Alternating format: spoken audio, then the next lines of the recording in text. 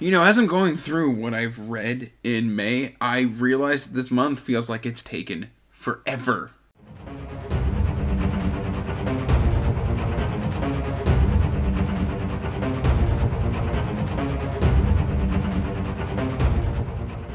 Hey everyone, welcome back to Andrew's Wizardly Reads, and as always, I am Andrew, and we are here to wrap up May of 2023, but before we get into that, please like this video and subscribe to the channel, as it does help the channel grow, and make sure to check the description box down below for information about my social media, the Wizardly Duo Discord, my Pango books, and my Patreon if you want to help support what I do here. And guys, it has been a very, very interesting month. I've had two of my Wizardly ramblings. One with my good friend Evie from She Was Only Evie, and my good friend Mike from Mike's Book Reviews. Had a lot of fun in those discussions. Please check them out. They will be in the description box down below. In fact, I've got a whole playlist if you want to check out my Wizardly ramblings, where we just ramble and chaos ensues. I've been taking kind of a bit of a break from book reviews for a little bit, just because, I don't know, maybe I'm a little burned out on them, or just haven't really felt the burning desire to write written reviews. Been having some lack of motivation to record at times, but I'm getting through it. So book reviews will be making a comeback here on the channel, especially because I am now a part of Team Bookborn with Leslie, Domnish, Jordan Reads, Ponderings of Pete for SPF BO9. I do have my allocation. I'll be starting those in June. Very excited. But yeah, let's talk about what I read this last month. And quite essentially, it was a month of NFNs, DNFs, and all-time favorites, and meh reads. I mean, I am all over the place within the last month. So before I forget, I want to talk about the ones that I don't own physically. And we're going to start with a DNF. And this DNF, I must preface, is not because it is bad. And I am going to get a little personal into why I DNF'd it. Prince of Dogs, which is Crown of Stars Book 2 by Kate Elliott. This is a very good book. However, there is a villain that makes a return from Book 1 in Book 2.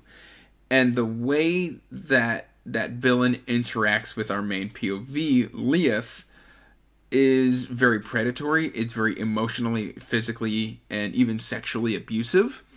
And when I was in my late teens, I was in a very abusive relationship. I was a victim of a recipient of that kind of abuse, and so it hit way too close to home to see this villain. I even did a little short on this, as I like my villains to be evil, but I don't like them to be monstrous. Like, if I can picture like a villain getting like a Ted Bundy Netflix documentary, I don't want to read that.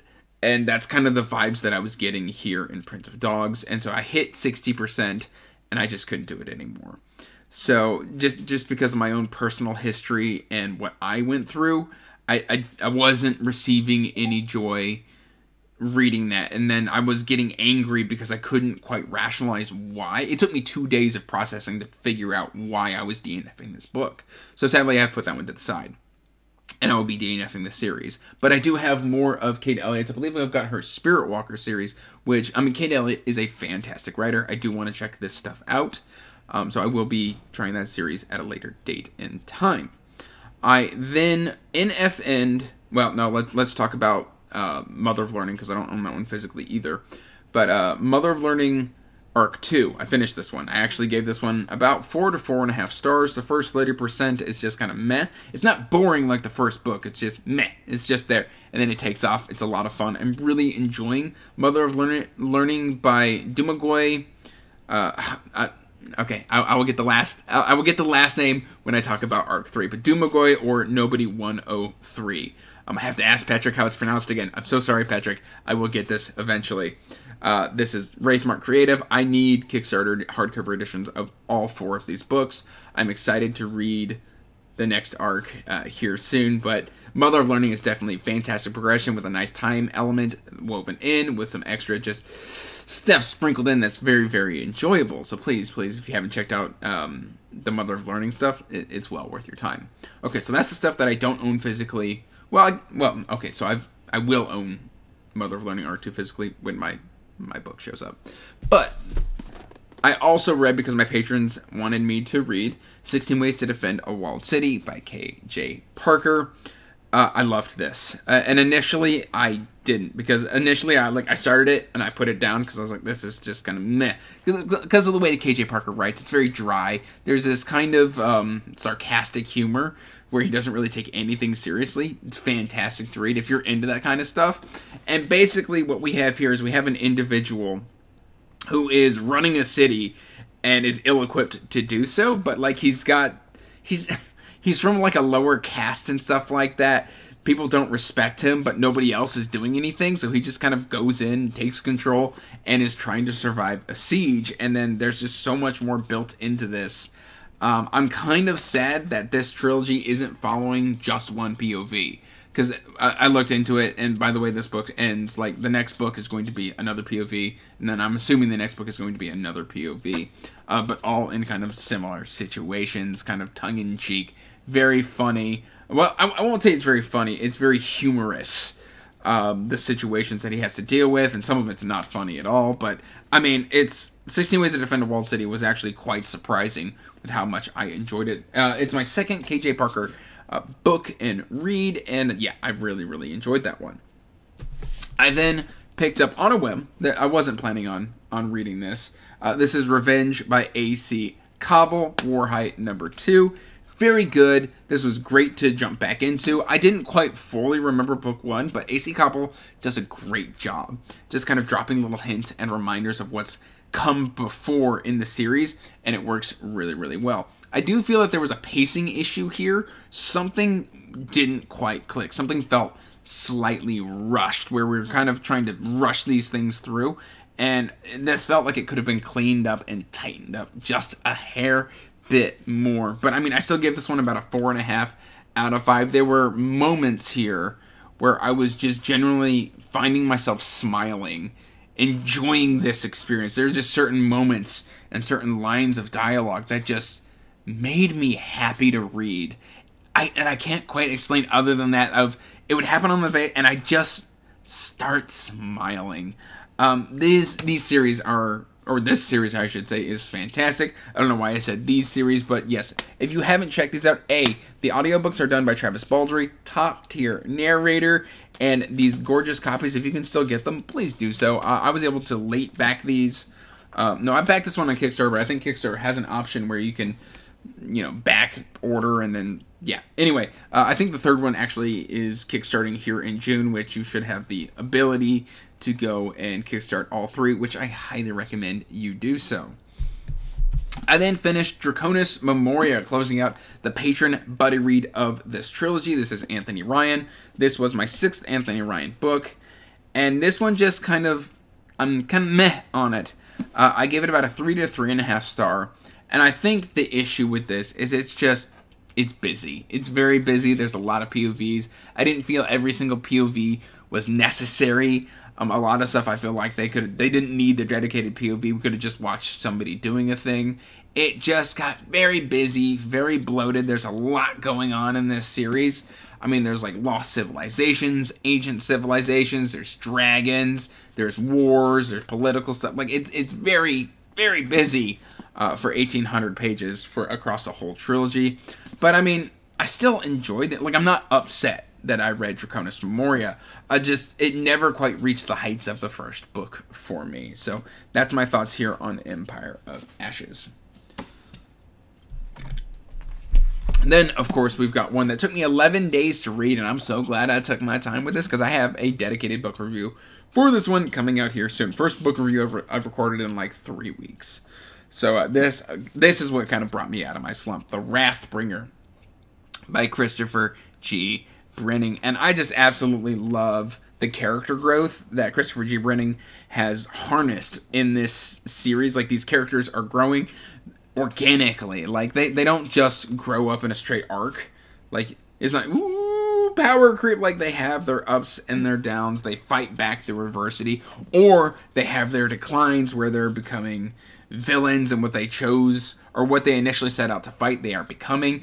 fantastic stuff here. Great evolution. We're seeing a lot more of what the Northmen are doing, or the tribeslands, and how their kind of political system works, and how they all kind of jockey for power and position. Great stuff. If you have not checked out The Hellborn King yet, Christopher has a prequel novella coming out here soon, so there is no better time to check these books out. This is book 2. I read Hellborn King. I loved that one as well. Great character, dark fantasy. Great stuff here. Then I read, finally, Joffreys Crusade by Mark Howard. And this is kind of like an Arthurian style retelling. I do have a dedicated book review out for this one. You can check that out right there up in the cards. I guess that's actually going to show up right here. I forget where the cards always show up whenever I'm recording. This is all just me guessing. But great stuff here. Great coming of age. Great fighting through adversity. This is very much the hero's tale. And but that's by design, and I really enjoyed that. So hopefully I can get to the sequel here soon. I plan to get to the sequel at least within the next 2 to 3 months. After I am done with my SPFBO obligations. But yes, Joffrey's Crusade, great read. I gave that one also around 4 stars. I had a lot of 4-star reads this month. But this one is a 5-star read. And this is The Green Mile by Stephen King. I not only read this book, but I watched the movie. And I rarely watch movie adaptations, especially old movie adaptations of something that I've currently read. But The Green Mile, like, I just had to see the movie. Especially Tom Hanks. There is some stuff that I wanted to know if they were going to include, how they were going to process certain things. Now, the movie does abbreviate some stuff that's in the book, but overall, it's mostly all there. And this one has become my favorite Stephen King book. And just the way we deal with death row and the Great Depression and everything. I mean, it's so good. It's so good. Don't put me in the dock, sir. I love it. I was afraid of the dock. This book had, like, look at this. Look at this art. Look at that. Oh, John Coffey, you absolute beauty of a man. I love this book so much. This is my favorite Stephen King. Narrowly dethroning Needful Things. And then I've got 4 more books to talk about. 4 more books.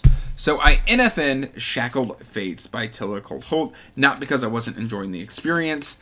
The person I was buddy reading this with, the person who I bought the series because, you know, they brought it to my radar, Boiled Jellyfish, was just kind of wanting to do something else at the moment. And he was like, hey, I initially only really planned to do Northern Wrath. You kind of sprung Shackled Fates, and then we had a failure. We had a failure to communicate!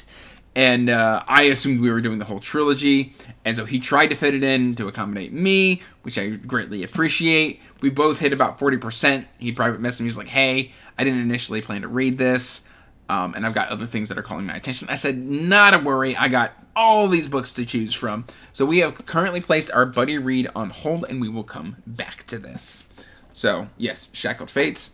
And then I was doing a buddy read with Stephanie from Stephanie's Bookverse for the Ember Blade to prepare myself for the Shadow Casket. I got about 50% through the Ember Blade, and then the rest of the story just clicked back into my brain, and my brain went, ooh, squirrel. Now, luckily, Stephanie really enjoyed this. I asked her about it. She's like, I'm finishing it tonight. I've really enjoyed this experience, so I'm very glad that she enjoyed that, and I can now go into Shadow Casket with the rest of the story just back into my brain, working, firing on all cylinders. So I'm very happy that I reread at least the first half. Then we've got the 2 that I'm currently still reading. It is currently the 30th. We'll see if I'm able to complete all of this. But I am currently about 30% into Sharpe's Tiger. I don't know if this series is for me, because it's relying on certain themes and tropes that are very historical fiction.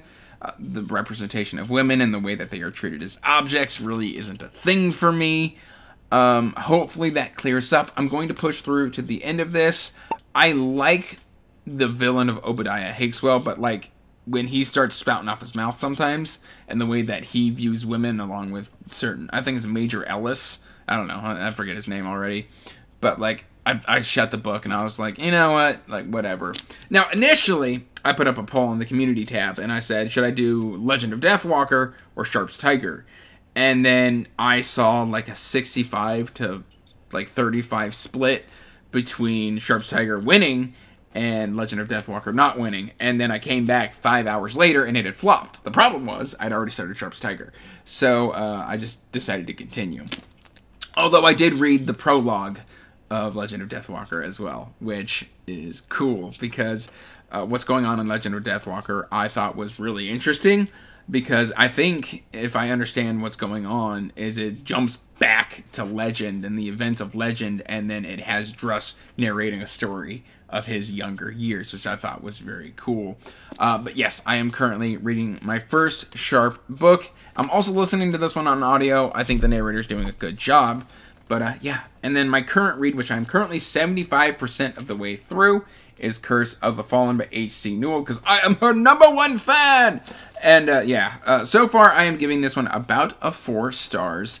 We'll see how this shakes out in the next couple of evenings as I wrap this book up, but overall, I'm really enjoying it.